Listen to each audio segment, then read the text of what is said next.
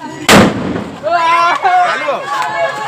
तो अस्सलाम वालेकुम दोस्तों, मैं बरेवा ब्रांड से आया हूँ। आज मैं अपने गांव का दिवाली का तीसरा दिन है आज, तो दिखाने की गांव का नज़ारा अद्भुत। शाम का नज़ारा कैसा है मेरे गांव में, माहौल देख सकते हैं कि अभी पटाखे की दुकान पे दिवाली का पटाखा लेने के लिए अभी पब्लिक जमावड़ा हो गया हुआ है दुकानों पे। यहाँ पे बम लगातार फोड़ा जा रहा है। ऐसा लग रहा है कि आज ही दिवाली है।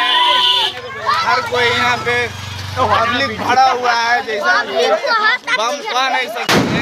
देखिए एक और बम, और यहाँ पे देखिए, यहाँ इधर दिखाओ, इधर बाबू, यहाँ पे दुकान बहुत सारा अभी भी खुला हुआ है। इधर दिखाओ, यहाँ पे कंपटीशन चल रहा है मार्केट में। ये दिखाओ बम को, बम दिखाओ। अरे भैया अरे पैसा दिखाओ, के है, पैसा के है।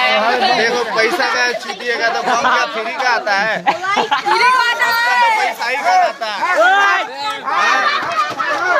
एक और बम लगते हुए, ये देखिए बम, इसके बम में है जरा ही सा दम, नहीं फूट रहा है। हम लोग चलते जा रहे हैं, अब फूटा जाके, अब हुआ खत्म।